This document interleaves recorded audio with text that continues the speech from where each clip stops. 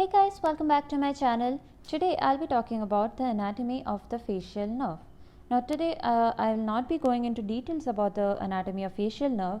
I'll just give a brief idea for mostly undergraduates to know about the functional components of the facial nerve, the course of the facial nerve and the branches of the facial nerve.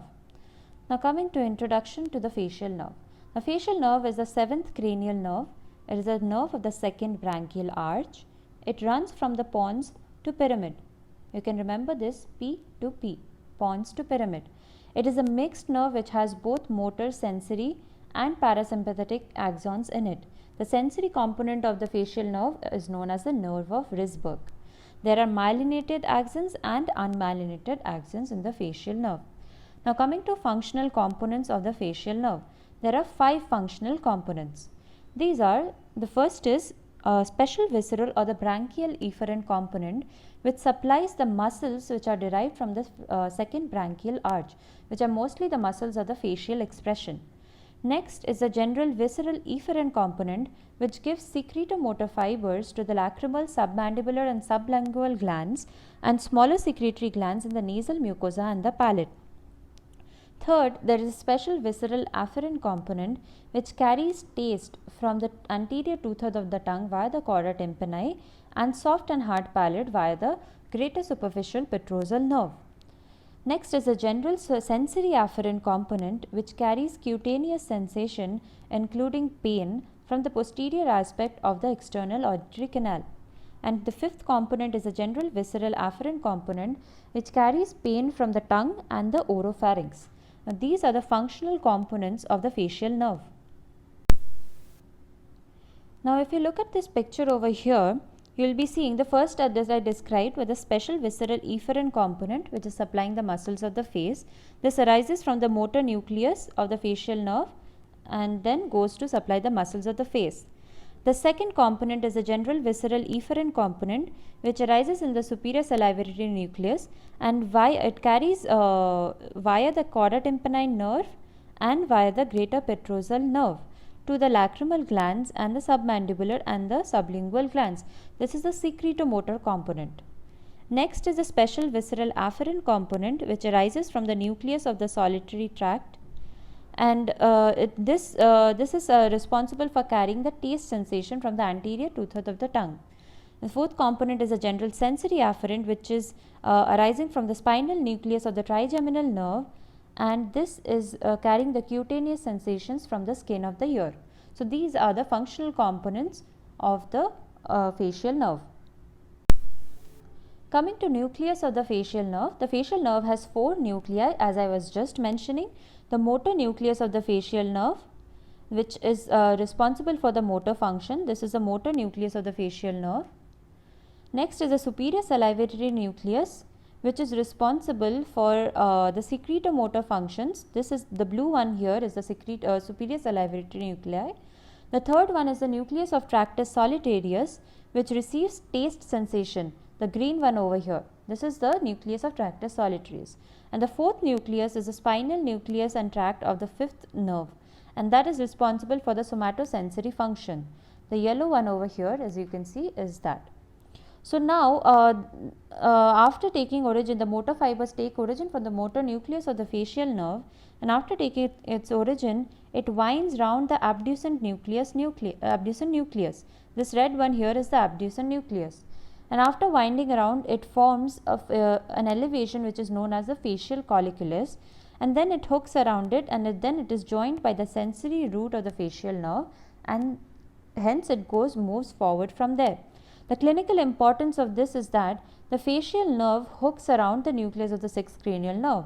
So, because of its close relation, the 6th and the 7th nerves over here, you will see that brainstem lesions involving the 7th nerve also has features of the 6th nerve. A very important part here is in the brain is that the neurons in the face area of the motor cortex, they project bilaterally to the facial motor neurons that control the muscles in the upper face. Now, these muscles are the frontalis and the orbicularis oculi. But there is a contralateral supply only to the facial motor neurons that innervate the muscles of the middle and the lower face.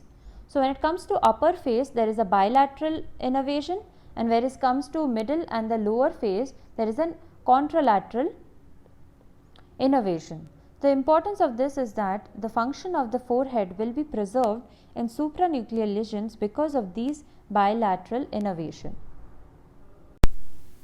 Now, after the facial nerve takes its origin in the brainstem, after traveling through that, it exits the brainstem at the pontomedullary junction. This is caudal to the 5th cranial nerve and anterior, medial and superior to the 8th cranial nerve.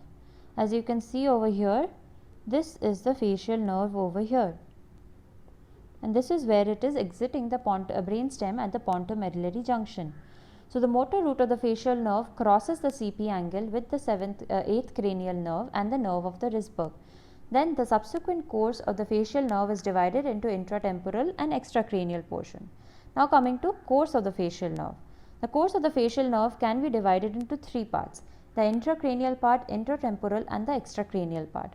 Now the intracranial part is from the pons to the internal acoustic meatus. This is 24 mm long. The intratemporal part is 28 to 30 mm long. This is extending from the internal acoustic meatus to the stylomastoid foramen. Now this intratemporal part is further divided into 4 parts. The first is the meatal segment, which is within the internal acoustic meatus. Second is the labyrinthine segment, which is from the fundus of the internal acoustic meatus to the geniculate ganglion. Third is the tympanic segment, which is from the geniculate ganglion to the second genu. And fourth is the mastoid segment, which is continuing from the second genu to the pyramidal eminence. And the last part is the extracranial part, where the facial nerve continues from the stylomastoid foramen, exits the ear, that is the temporal bone, and then divides into peripheral branches within the parotid gland. So this is about the course of the facial nerve. Branches of the facial nerve. Now we will talk about the branches according to where it is originating from. So the branch from geniculate ganglion is the greater superficial petrosal nerve. Now this is the first branch of the facial nerve. Now this greater superficial petrosal nerve, it is arising from the geniculate ganglion, and it supplies the secretomotor fibers to the lacrimal gland and the glands of the nasal mucosa and palate. Next are the branches within the facial canal. So there are 2 branches which arises from the facial canal. One is the nerve to stapedius, second is the chorda tympani. So the nerve to stapedius takes its origin from the second genu and supplies the stapedius muscle.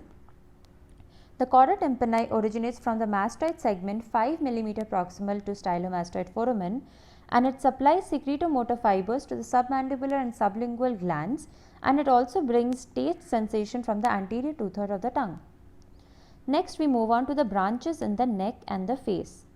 So these branches include first is the posterior auricular nerve, and second are the muscular branches. So the posterior auricular nerve is taking its origin just after leaving the stylomastoid foramen, and it supplies muscles of the pinna, occipital belly of occipiter frontalis, and it communicates with the auricular branch of the vagus. And secondly, there are some muscular branches of the facial nerve in the neck, which includes the stylohyoid, posterior belly of digastric. Next we move on to branches within the parotid gland. These are the peripheral branches of the facial nerve. So once it has entered the parotid gland, it divides into an upper temporofacial and a lower cervicofacial trunk. And these 2 trunk itself then divides into 5 terminal branches, which are the temporal, zygomatic, buccal, marginal mandibular and the cervical branches. And these then supply the muscles of the face. And lastly are the communicating branches of the facial nerve, which joins with the auricular branch of the vagus and supplies the concha, retroauricular groove, posterior meatus and outer surface of the tympanic membrane. Now this completes all you need to know about facial nerve anatomy, the functional components of the facial nerve, the nuclei of the facial nerve, the course of the facial nerve, and what are the branches and what are the structures that it supplies. If you want to know more in details about the facial nerve, I have made other videos, you can check them out too. Thank you for watching guys. I'll be seeing you in my next video.